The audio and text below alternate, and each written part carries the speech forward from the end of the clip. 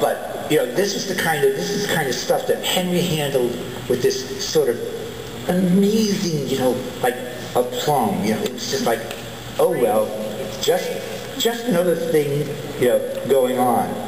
Harris, of course, I catch Harris like running out of his office, and I'm saying, "Hey Harris, where are you going?" He said, "Well, I'm going to Israel." And I said, "Nice gig." And he says, "No, not really. The students are sort of, angry, and we got to go over there and sort of talk them down." Then, of course, I didn't even know what the deal was until I started reading the feeds, on the threads, and realizing that they'd sent him to Israel, stuck him in this resort, away from all of the culture and the politics of the place. Now, you send me to Israel, stick me in a resort, and you're never going to see me again. If I could order from room service and put it on the university's bill, I would have been golden. I'd still be there.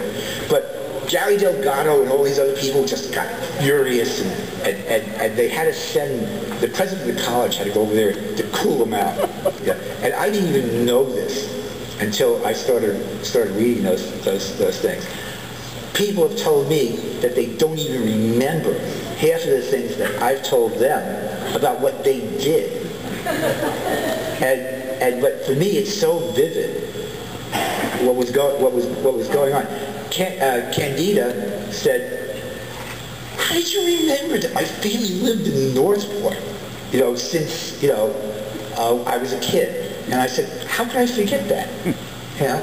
And that our uncle was Dom DeLuise, next to Heidegger and Marx, one of the great intellectuals of our age, and it was just every day you just never knew what was going to happen. You simply had no idea. Alan Wolfe, who was actually my age, he was just a couple of years older. He had gotten his PhD at 25 from the University of Pennsylvania, which I had thought up to that point was a good school. But I figured if they gave Alan Wolfe a PhD at 25 years old, how good could it be? But he had figured out this great scam and gotten through and got his degree in political science. So he's a faculty member. I'm walking from Cole Hall one day, and he says, "I think I may have done something wrong." I said, no, I thought, he's a faculty member. What's he telling me he did something wrong? I do something wrong every day, So I said, "What'd you do?" He said, "I forgot my key to my office." And I thought, okay, so, maybe it's an early signs of dementia. But he just gotten pissed off because I keep on locking him out of his office. He kicked his office door open. and there was like this huge outcry from Harris, and like just breaking university property and all of this. And Alan was one of the most gifted scholars, and he was writing a book at the time, his first book called The Seamy Side of Democracy, which I recommend. You can go to on Amazon. It's probably $3 now, and look at it, because it was in fact one of the first decent academic studies of the nature of state repression and how it developed from the late 19th century into the 20th century, and now has become, of course, a major industry. So if your 401k is not doing well, invest in tear gas companies. As you can tell, the Syrians can use it. All these live bullets are getting them in trouble. But Alan, was virtually my age, as was Jay Neugebauer and Don Bluestone.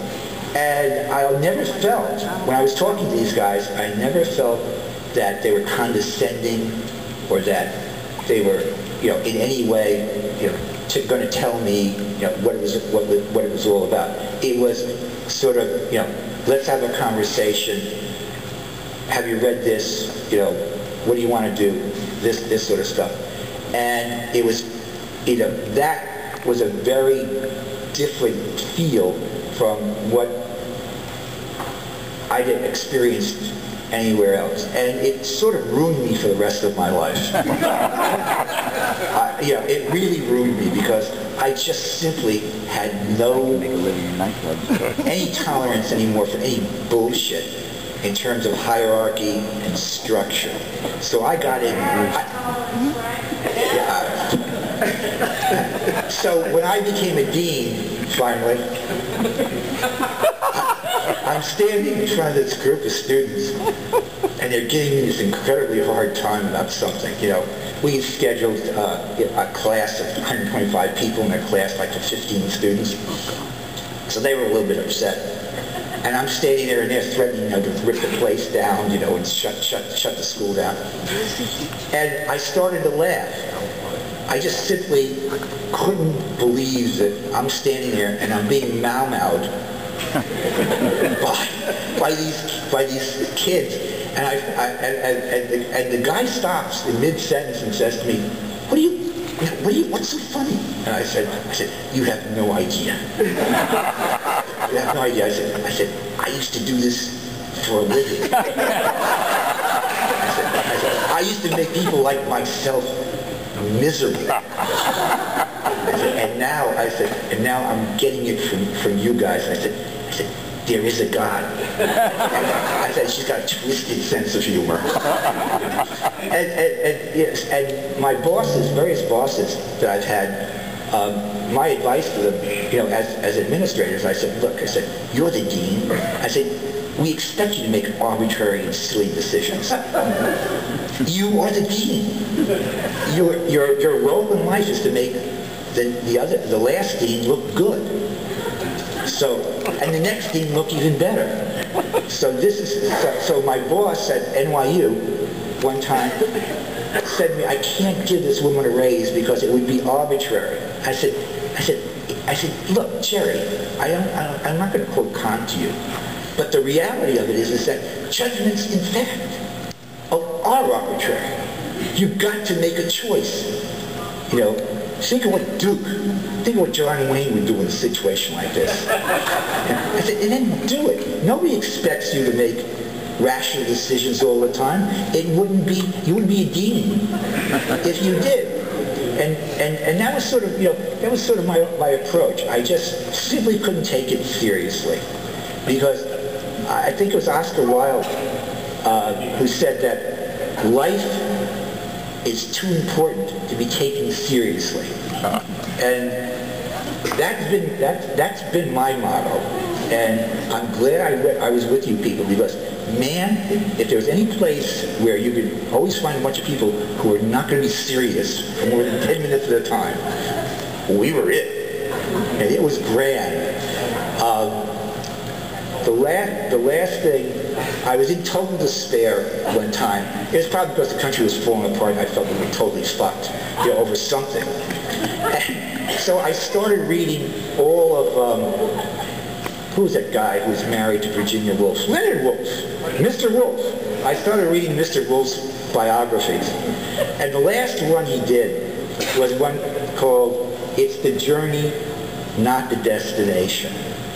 And he has this beautiful description where he says, when my perspective on the world is that it is meaningless in the sense of the big picture, the universe and all of that. It is absolutely meaningless. So what was I doing devoting my life to these various things that I've been involved in?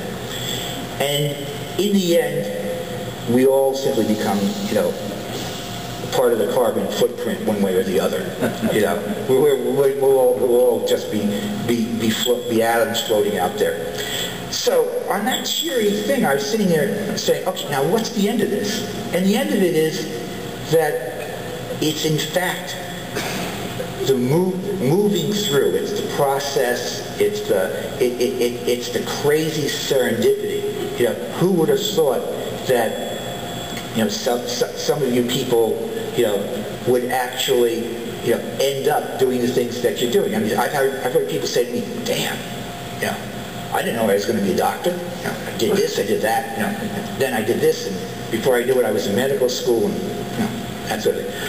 I certainly never thought I would be, a dean of an actually accredited institution. Signing checks. That was the part that I thought, I just said, I'm going to get, for sure, I'm going to go to jail for something that I haven't done because I never paid attention. Budgets. All I cared about was that when I signed the damn thing, it got, the person got the money.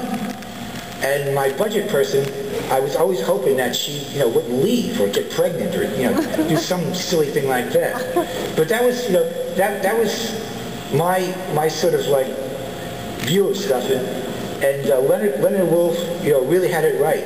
You don't know the ultimate meaning of what it is that your life is about. But you turn around 40 or 50 years later and go, hot damn, what a freaking ride it's been. And with any luck, and without the M79 bus whacking me, I expect to be coming back here, for a few more reunions, and hopefully all of you will be here too. So that's my story, Morning Glories. That's it.